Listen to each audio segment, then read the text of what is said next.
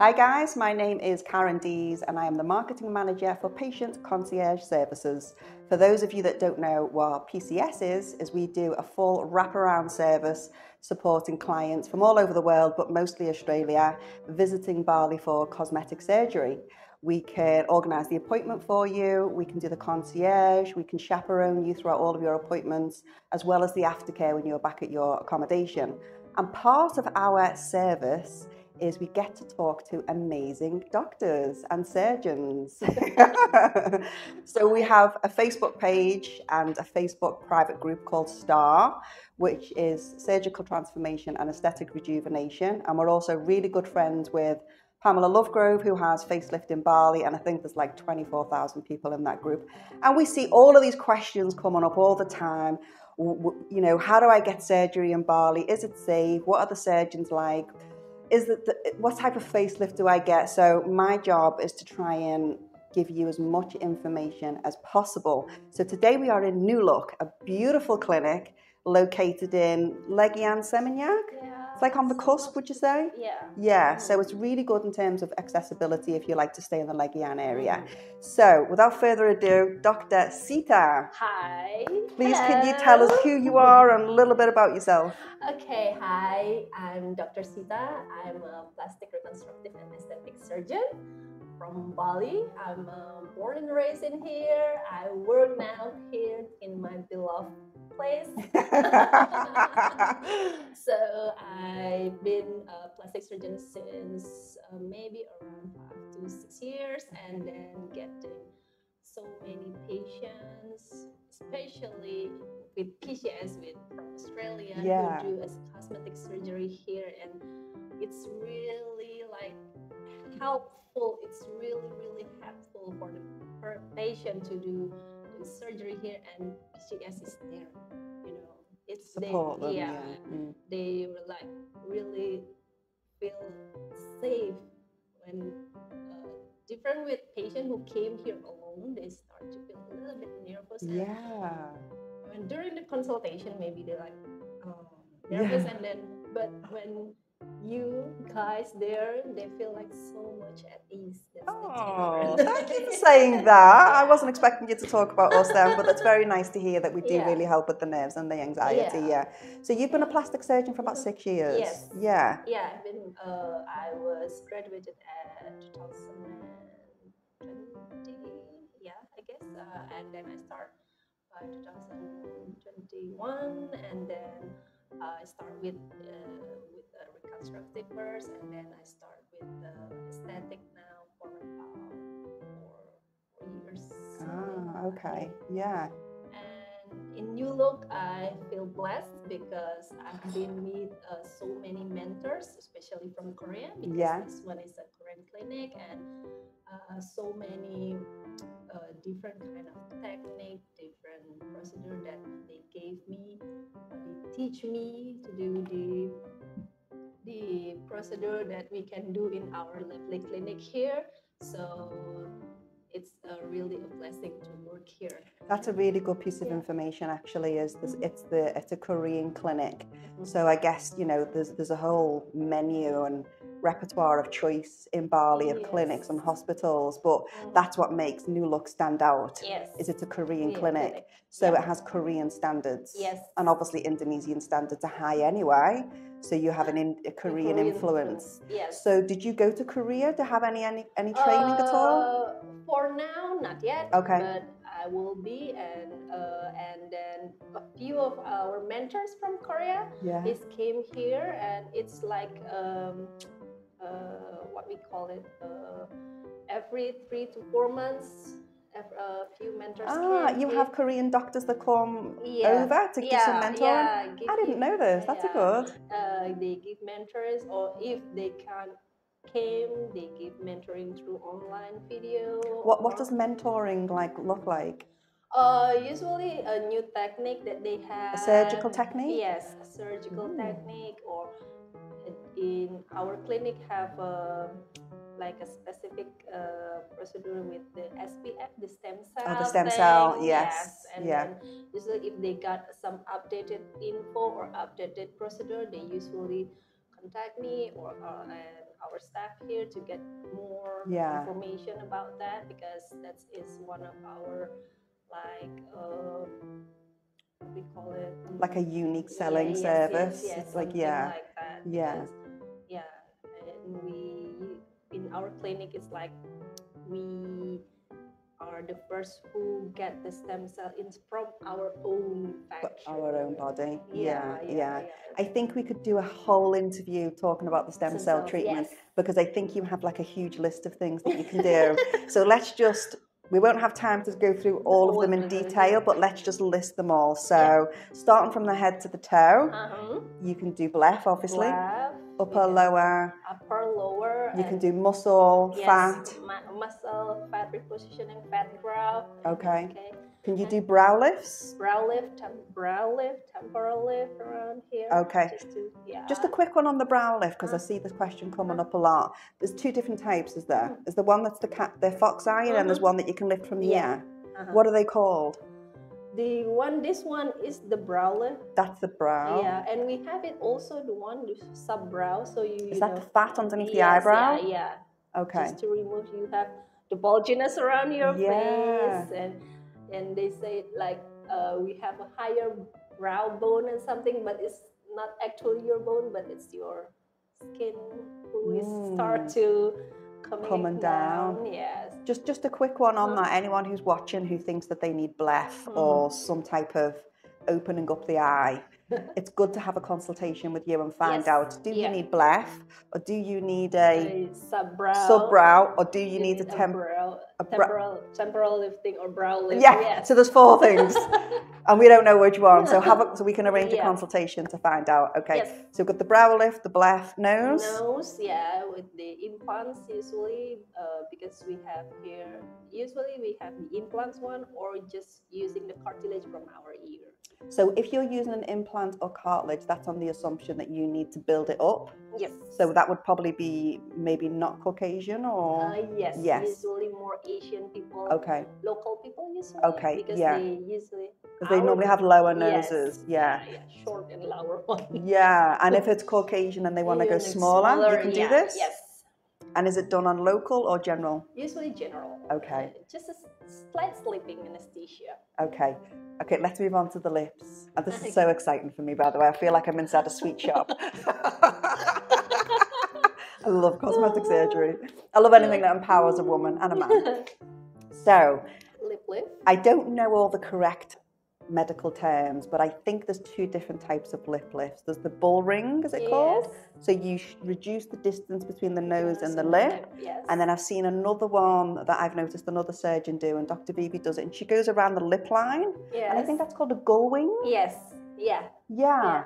But what I do usually here is usually the bull ring. Because it makes your lip more plumper. Plumper from here. Because sometimes when people who have a thin lip over aging because of they get smaller one, this shorten will make more appealing. But you can do both? But I prefer the bull ring. The bull ring one. I've noticed maybe ladies who have smoked all their life are usually better opted to the gull wing. But if you haven't been a heavy smoker and you don't have deep smoker stand, then you can have the bull ring. Shortening from this, we call it the columella. Because I've noticed one of the most obvious signs of aging is when the lip becomes lower and you can't see your teeth. And this one is like you have a elongated columella, like you have your nose distance to your lip distance becomes longer. It's like, damn you, gravity. Everything has gone south. My boobs, my face, everything going to the ground. Okay, great. So now we've got the lips, and then we'll talk about the facelift in a moment. You can't do, I know you can do breast surgery, but not in NuLook. No, the thing that we can do is the fat graft. Fat graft. Yes, not the implant one. The reduction is, it depends. If the patient is not have too big boobs, maybe we can do it here, but the thing that we do is usually a fat graft. So the transfer from your belly to your because aging and motherhood, you yes, know. if you breastfed or your boobs have gone bigger and then smaller. Yeah. And then smaller and going down. Yes. So sometimes a few patients like, can you feel this? Yeah. Yeah. That's an interesting one actually, because I've heard that the success rate of the fat surviving is a little bit more challenging in the breast area. Yeah. Is that right? Yes, because it's our own body fat, so they like, that's our friend, why do you stay there, why don't you, I absorb you, you don't need it to be there. Yeah. That's a challenging part about the fat crowd. So to overcome that, would you put more fat than what's needed to begin with, on the assumption that you're going to lose some? No,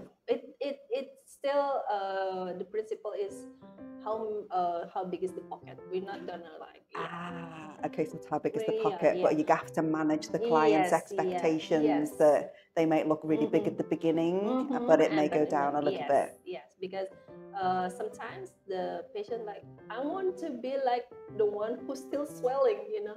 Yeah. The swelling People one. love it when they're swollen. I've seen it with facelifts as well. They're like, I have no wrinkles, and it's like, it's because you're swollen. But when the swollen is like wear off and reduce, it's like, why is it getting smaller and smaller? So sometimes I set the expectation with the patient that you can do maybe not just once, you can do it the fat transfer maybe two times or 3 times if you feel like you want it to be more bigger, because like I said, so the fat is getting absorbed by your own body, so they still have a chance. So we still have a chance to fill it again. Okay, amazing. That is so interesting. So just a quick one on the clinic in terms of what it can and can't do, because at the moment it's only day surgery, which means that you would come in, have your surgery, recover for a few hours, and then go to your accommodation. So it's technically considered minor surgery. Is that right? Yes. Is there plans for you to do major surgery where you can stay overnight in the near future? Yeah, we're still kind of working on it, because it's with the regulation and everything. Regulations, licensing, all of that kind of stuff. Yeah. So we try, and because the demand is also because they love to come here, feel the cozy place and everything. And can we do like more? But sometimes we have the like that we're just one day service. Just one day service at the moment. So if the major surgery is like tummy tuck or something like that, they would need to stay in like a night or two, because they probably have drains as well. And everything, and also the observation after the surgery. So we need to have more nurses and everything. But we kind of working on it. You're working on it. So it is. Stay tuned. Watch this space. Little message. Yes. Excited for that. Okay, quick one as we work down the body. Boobs, tummy. You've just touched upon the tummy.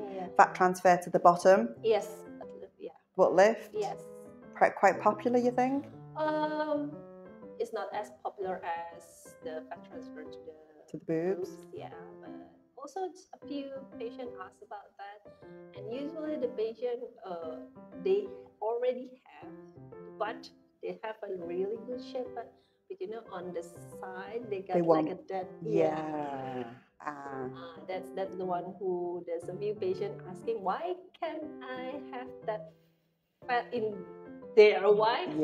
When I stood at the back, it still looked good, but at the side, it's like something like it goes in like something like that. So it's like I want to feel so it's like plump, peachy. Looks more peachy and more full. That's the kind of patient that's looking for a butt lift. A butt lift, okay. Is there anything that you can do from the waist down?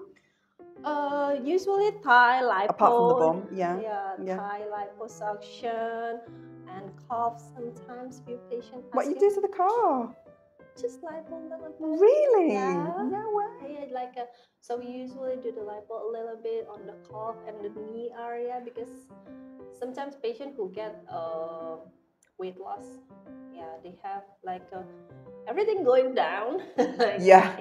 So they have like back of your knees was like a little bit bum, and the calf is still have like a redundant fat or excess fat, so we can do You can do that. Yeah.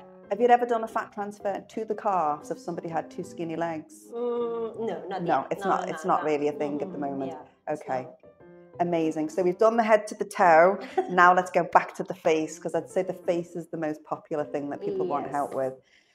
So as patient concierge services, we work with many hospitals and clinics and doctors, and I would still say facelift is definitely the most popular, and everybody thinks that they need dip plane, or deep plane is the only option. But there is another option, which is the mini facelift. So mini facelift can be done on day surgery, and you can do this. You can do deep plane too.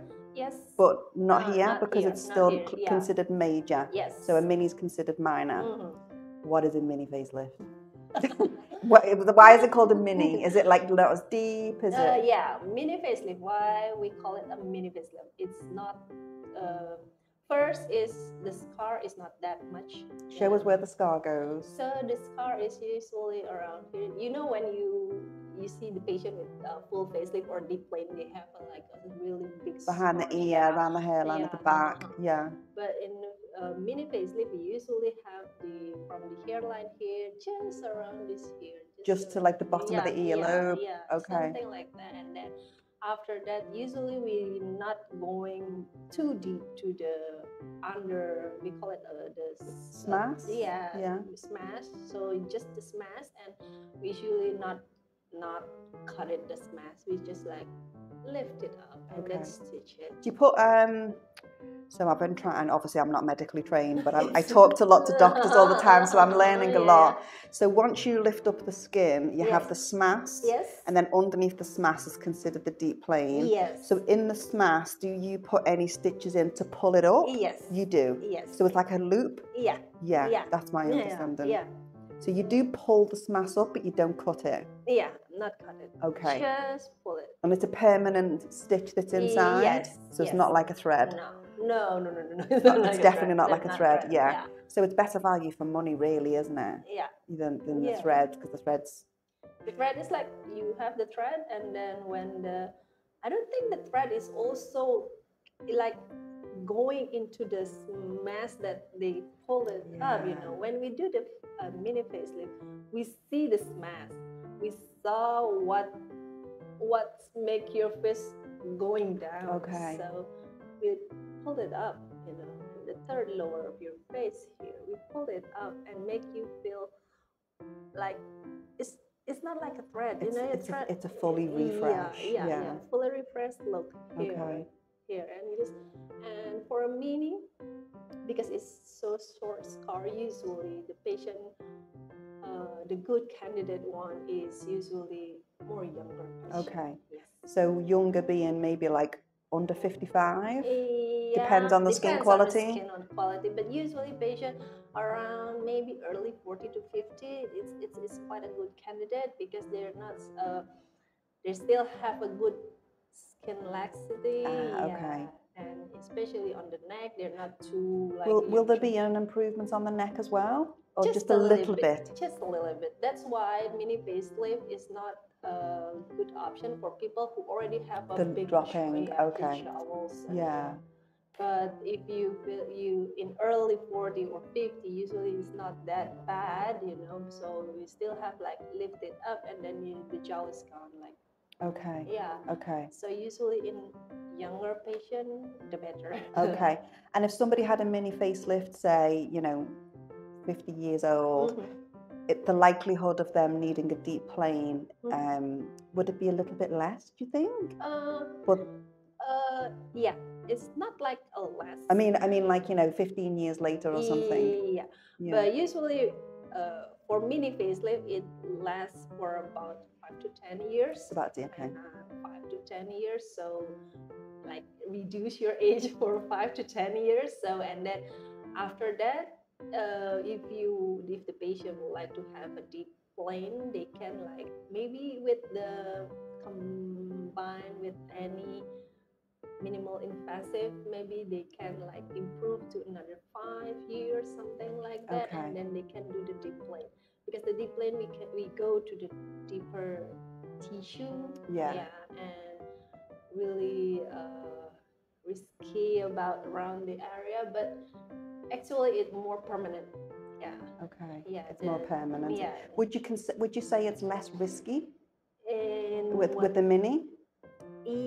Yeah, it's less risky. Yeah.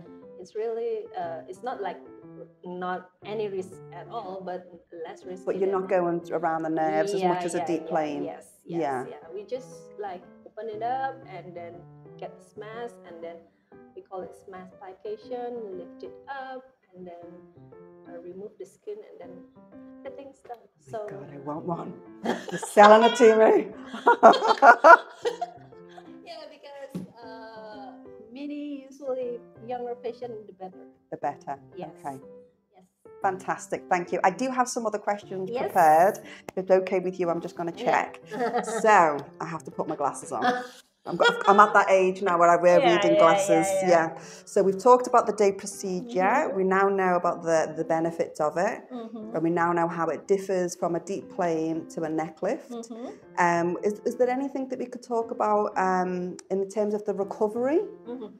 For mini facelift, the recovery is more faster than the deep one. Yeah. You still have the bruising and swelling and maybe a numbness around the area, but it's not as much as a deep plane. So the mini usually will wear off, and the swelling bruising will be wear off around maybe 2 to 3 weeks after the procedure. So it's like, even because the younger patient, the healing process still in a good way, so usually can be like more faster than that, and then the patient with usually in productive age, they still want to work and everything, they still can go to work maybe after a week, and then it's like it's a surgery, but it makes you've been going something like it's like not too. I know the trauma is a heavy word, but it's less trauma to the face and body to recover from. And I guess because it's minor surgery, there's less anesthetic to recover from. Yeah, usually we do it under sleeping anesthesia. So the patient we put to sleep, but just a light sleep. It's still a light sleep. Yeah. It's not like a general anesthesia like you do a major one. Yeah, I understand. Yeah. Okay, great. Let me just check my next question. What considerations should a patient keep in mind when they're deciding between a mini facelift or a deeper, more extensive lift? Okay. Well, first, you have to maybe age. Okay. First, okay. Maybe the patient is around early 40, 45. The earlier the better, because you have the sign of aging, like folded here, nasal label fold here. You start to have a child, something like that. You can start to consider to have a mini facelift, and usually maybe not around the upper part of your area, but this one you still start to feel like a little bit saggy, something like that. But especially childs that patients notice about there's something here that cannot be removed with anything, and then this one, the marionette smiles and everything. This you have like a slide that you can start to get the mini facelift. It's really good to hear that, actually, because a lot of women that I notice online, they seem to want to wait until it's quite bad, because it's like they want to get their money's worth. Yes. But actually, it is a really good time to get it in like your late 40s, a nice little freshen up, and know that you're going to be good for the next 10 years. That's what a few patients also. I think I'm gonna do it in another like 10 to 15 years when they 45. Another 15 years, then you're 60. When you do the mini facelift, it's not gonna do nothing. It's like okay, why not now? And then feel much fresh, much less risky surgery, and then you can maybe in another 15 years to start to do the deep plan. Then it's okay, but you still, if you manage to maintain your face and maintain with your skincare and everything, maybe you can get it more. Yeah. Another thing to take into consideration as well is the menopause phase. Yes. Because a lot of women, if they're post-menopause, they will have really noticed the collagen has dropped in their skin from like their estradiol or estrogen. Yes. So like sudden. yeah, it's because I have just turned 49 and I've just started to notice. Okay. Yeah, and I'm like, okay, so the next 5 years, I'm probably going to notice it faster. Yes. So, so I guess a mini facelift is really good for like the qualifying stage would be between 40 and 50. Yeah. Depend, and if the skin's in really good condition, 50 to 55, then possibly. Possible. Yeah. So the earlier the better, because in mini facelift we're not like remove or like dissect so deep. So the earlier the better. So yeah, like if you like, sometimes if you're patient with early stage of menopause, premenopause, is really having a lot of sign, and then they start to, what happened with me? Why do I have when this? Did that happen? I thought my face is still but why start like everything is pulling down? That's the start. That's the start. That's a really good indication for. I use the word qualify because I do think it is. It's an assessment that needs to say yes or no of whether you qualify for a mini or whether actually you're past the phase of a mini and now you need to look at a deep plane. Okay, awesome. Great. So the last couple of questions. What do you personally find most rewarding about doing facial surgeries like the mini lift?